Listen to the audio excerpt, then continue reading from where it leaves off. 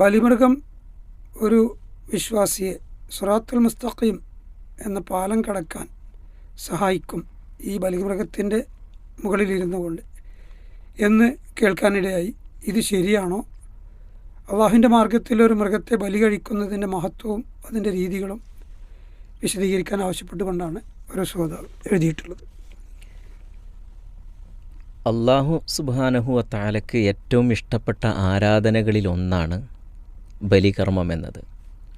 അതുകൊണ്ട് കഴിഞ്ഞ സമൂഹങ്ങളിലൊക്കെ ബലികർമ്മമുണ്ട് എന്നാണ് ചരിത്രം നോക്കുമ്പോഴും നബി സല്ലല്ലാഹു അലൈഹി വസല്ലമയുടെ ഹദീസുകൾ നോക്കുമ്പോഴും ഖുർആനിൽ നിന്നും നമുക്ക് മനസ്സിലാക്കാൻ കഴിയുന്നത്. ഇബ്രാഹിം നബി അലൈഹിസ്സലാം ഇസ്മായിൽ അലൈഹിസ്സലാമിനെ അള്ളാഹുവിൻ്റെ മാർഗത്തിൽ സമർപ്പിക്കണമെന്ന ആ കൽപ്പന അത് സ്വീകരിച്ചുകൊണ്ട് അത് നടപ്പിൽ വരുത്തുന്നതുമായി ബന്ധപ്പെട്ടാണല്ലോ യഥാർത്ഥത്തിൽ ഈ ഉമ്മത്തിന് ഉളുഹിയത്ത് എന്ന കർമ്മം നിർബന്ധമായി വരുന്നത്.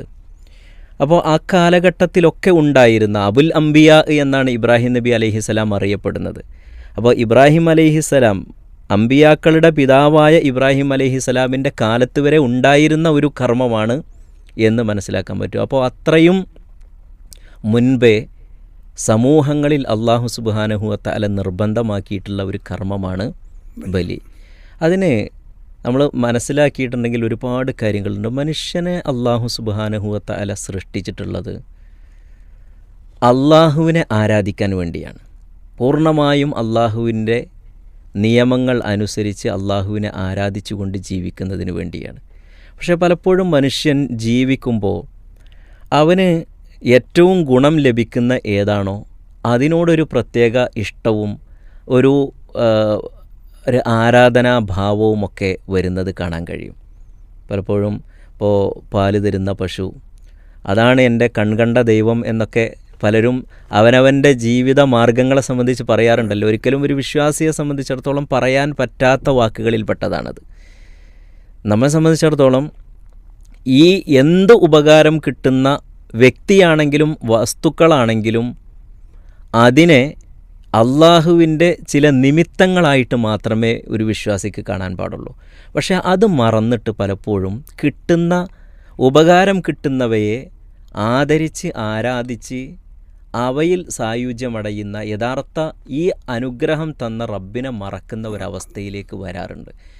അത് ഈ ബലികർമ്മത്തിലൂടെ യഥാർത്ഥത്തിൽ ഇല്ലാതാകുന്നു എന്നാണ് നമുക്ക് മനസ്സിലാക്കാൻ കഴിയുന്നത്. അപ്പോൾ എല്ലാ അനുഗ്രഹങ്ങളും നൽകിയത് റബ്ബാണെങ്കിൽ ആ അനുഗ്രഹങ്ങൾ അള്ളാഹുവിന് വേണ്ടി സമർപ്പിക്കുക എന്ന ഒരു ഇബാദത്താണ് യഥാർത്ഥത്തിൽ എത്രയും ഇഷ്ടപ്പെട്ടത് എനിക്ക് ഏറ്റവും ഉപകാരപ്പെടുന്നതും ആ ഉപകാരം തന്ന റബ്ബിന് സമർപ്പിക്കുക എന്ന വലിയ ഒരു ഇബാദത്താണ് ഇത് എന്ന് നമുക്ക് മനസ്സിലാക്കാൻ കഴിയും. അതുകൊണ്ട് തന്നെയായിരിക്കാം എല്ലാ സമൂഹങ്ങളിലും ബലികർമ്മം എന്നത് വലിയൊരു ആരാധനയായി അള്ളാഹു നിശ്ചയിച്ചത്. അത് അള്ളാഹുവിലേക്ക് ഒരു മനുഷ്യൻ അടുക്കുന്ന സൽക്കർമ്മങ്ങളിൽപ്പെട്ട ഒന്നാണ്. എന്നാൽ ഇതിൽ ചോദിച്ച പ്രകാരം ഒരു ബലിമൃഗത്തെ ഒരാൾ അറുത്തത് കൊണ്ട് അതിൻ്റെ തോളിലിരുന്ന് അല്ലെങ്കിൽ അതിൻ്റെ പുറത്തിരുന്നു കൊണ്ട് നേരെ സിറാത്ത് പാലം കടക്കാൻ പറ്റും എന്ന് പറഞ്ഞിട്ടുള്ള ഹദീസുകളൊന്നും ശരിയല്ല. അങ്ങനെ തെറ്റായ അത് നമ്മൾ ശ്രദ്ധിക്കേണ്ട ഒരു കാര്യമാണ്. ചില കാര്യങ്ങൾ അതിനോട് ജനങ്ങൾക്കൊരു ഇഷ്ടമുണ്ടാക്കാൻ വേണ്ടിയും അതിലേക്ക് ജനങ്ങളെ ആകർഷിക്കാൻ വേണ്ടിയിട്ടും ഇല്ലാത്ത കുറേ പോരിശകൾ പറഞ്ഞുണ്ടാക്കുകയും അത് ദുർബലമാണ് ആ വാക്കുകൾ അല്ലെങ്കിൽ അത് നബിയിലേക്ക് ചേർക്കപ്പെട്ടതല്ല എന്ന് അറിഞ്ഞിട്ടും ജനങ്ങളെ പ്രോത്സാഹിപ്പിക്കാൻ വേണ്ടി അങ്ങനെയൊക്കെ ചെയ്യുന്നത് അത് ശരിയല്ല. ഉള്ളത് തന്നെ ധാരാളമായിട്ടുണ്ട്. വിശ്വാസികളെ സംബന്ധിച്ചിടത്തോളം റസൂലുള്ളാഹി സ്വല്ലല്ലാഹു അലൈഹി വസല്ലം അദ്ദേഹത്തിൻ്റെ ജീവിതത്തിൽ വളരെ പ്രയാസകരമായ ഘട്ടങ്ങളിലൂടെ കടന്നു പോയിട്ടുണ്ട്. മരിക്കുന്ന സമയത്ത് പ്രവാചകൻ സ്വല്ലല്ലാഹു അലൈഹി വസല്ലമയുടെ പടയങ്കി പണയം വെച്ചിട്ട് കുടുംബത്തിന് ഭക്ഷണത്തിന് വേണ്ടി ഗോതമ്പ് വാങ്ങിയത് നമ്മളെല്ലാവരും കേട്ടിട്ടുണ്ട്.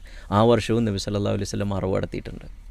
അപ്പോൾ ജീവിതത്തിൽ നബി സല്ലല്ലാഹു അലൈഹി വസല്ലം ഉളുഹിയത്ത് ഒഴിവാക്കിയിട്ടില്ല എന്നത് തന്നെയാണ് ഒരു വിശ്വാസിയെ സംബന്ധിച്ചിടത്തോളം ഉളുഹിയത്ത് അറുക്കുന്നതിൻ്റെ ഏറ്റവും വലിയ ശ്രേഷ്ഠതയായിട്ട് കാണേണ്ടുന്നത്. അപ്പോൾ ഏറ്റവും ശ്രേഷ്ഠകരമായ ഒരു ആരാധനയായിട്ട് വിശ്വാസികൾ ഇതിനെ എടുക്കേണ്ടതുണ്ട് എന്നാണ്. അത് ഒഴിവാക്കി അതിൻ്റെ പണം മറ്റെന്തിനെങ്കിലും കൊടുത്താൽ പോരെ, അത് ദാനം ചെയ്താൽ പോരെ എന്നത് ഒരിക്കലും ഒരു വിശ്വാസിയുടെ മനസ്സിൽ ഉണ്ടാകാൻ പാടില്ലാത്ത ഒരു ചിന്തയാണ്. ഇതൊരു ആരാധനയാണ്. ആരോപത്തിലുള്ളൊരു ചോദ്യം ഫീഡ്ബാക്ക് വഴി വന്നിട്ടുണ്ട്. ഇതൊരു ആരാധനയാണ്. ഈ ആരാധന ഇത് നിർവഹിച്ചാലേ കിട്ടുള്ളൂ, ദാനം ചെയ്താൽ കിട്ടൂല. അതുകൊണ്ട് ആരാധന എന്ന നിലക്ക് ഇസ്ലാം നിശ്ചയിച്ചിട്ടുള്ളത് ആരാധനയായിട്ട് തന്നെ നിർവഹിക്കുക എന്നതാണ് നമ്മൾ ചെയ്യേണ്ടത്. വല്ലാഹു അലം. മാത്രമല്ല, ഈ ഉദ്ഹയ്യത്തിനെ കുറിച്ച് പറയുന്നിടത്ത് ഇപ്പോൾ ഇമാം ബുഖാരി ധരിച്ച ഹദീസിൽ സുന്നത്തുൽ മുസ്ലിമീൻ എന്നാണ് പ്രയോഗിച്ചത്. അതായത് റസൂലുള്ളാഹി സ്വല്ലല്ലാഹു അലൈഹി വസല്ലം പറയുന്നത് കാണാം, മൻ ദബഹ ബഅദ സ്വല ഫഖദ് തമ്മ നുസുക്കഹു. ആരെങ്കിലും നിസ്കാരത്തിന് ശേഷം അഥവാ ബലിപെരുന്നാൾ നിസ്കാരത്തിന് ശേഷമാണ് ആരെങ്കിലും ഉദ്ഹിയ്യത്ത് ഇറക്കുന്നത് എങ്കിൽ അവൻ്റെ നുസുക്ക് പൂർത്തിയായി, അഥവാ അവന് ബലി പൂർത്തിയായി. എന്നിട്ട് പിന്നെ അല്ലാഹു റസൂൽ സ്വല്ലല്ലാഹു അലൈഹി വസല്ലം പറഞ്ഞത് വ അസ്വാബ സുന്നത്തുൽ മുസ്ലിമീൻ, അവന് മുസ്ലിമീങ്ങളുടെ സുന്നത്ത് എന്തായി കഴിഞ്ഞിട്ടുണ്ട്, ലഭിച്ചു കഴിഞ്ഞിട്ടുണ്ട് എന്ന്. അപ്പോൾ സുന്നത്തുൽ മുസ്ലിമീൻ എന്ന് റസൂലുള്ളാഹി സ്വല്ലല്ലാഹു അലൈഹി വസല്ലം പറയുമ്പോൾ ഈ മുസ്ലിം എന്ന് പറഞ്ഞ ആരാണെന്നുള്ളതാണ്. അത് മുഹമ്മദ് മുസ്തഫ സല്ലല്ലാഹു അലൈഹി വസല്ലമയുടെ ഉമ്മത്തിന് പറയണ പേരല്ല. മുൻഗാമികളായിക്കൊണ്ട് അഥവാ പ്രവാചകന്മാരുടെ വഴി സ്വീകരിച്ച് പ്രവാചകന്മാർ പഠിപ്പിച്ച രൂപത്തിൽ ജീവിച്ച ആളുകളൊക്കെ മുസ്ലിമീങ്ങളായിക്കൊണ്ട് തന്നെയാണ് വിശുദ്ധ ഖുർആൻ പരിചയപ്പെടുത്തുന്നത്. ഇബ്രാഹിം നബി അലൈഹി സ്വലാമിനെ കുറിച്ച് പറഞ്ഞപ്പോഴും അത് തന്നെയാണ് പറഞ്ഞത്. അപ്പോൾ ഇതൊരു മുഹമ്മദ് നബിയുടെ ഒരു ഉമ്മത്തിൻ്റെത് മാത്രമല്ല, മറിച്ച് മുസ്ലിമായിട്ട് അഥവാ അള്ളാഹുവിന് സമർപ്പിക്കുകയാണ്. മാത്രമല്ല, ഉദ്ഹിയ്യത്തിൻ്റെ മഹത്വങ്ങളുമായി ബന്ധപ്പെട്ട് മാത്രം ധാരാളം കിതാബുകൾ രചിക്കപ്പെട്ട നമുക്ക് കാണാൻ കഴിയും. അതിൽ 25-30 രൂപത്തിലുള്ള മഹത്വങ്ങളും അതിനേക്കാൾ കൂടുതൽ മഹത്വങ്ങളൊക്കെ ഹദീസുകൾ വെച്ചുകൊണ്ട് പറയുന്നത് കാണാൻ കഴിയും. പിന്നെ ഉദ്ഹിയ്യത്ത് എന്നുള്ളത് വെറുതെ അറുത്ത് വെറുതെ ഒഴിവാക്കുക എന്നുള്ളതല്ലല്ലോ. അതിലൊരു ഇത്ആം എന്ന് പറയുന്നൊരു വലിയൊരു ഭാഗമുണ്ട്, ആളുകളെ ഭക്ഷിപ്പിക്കുക എന്നുള്ള. ഇത്ആം എന്നുള്ളതിന് ധാരാളം മഹത്വങ്ങൾ പണ്ഡിതന്മാർ പറഞ്ഞതാണ്, ധാരാളം മഹത്വങ്ങൾ.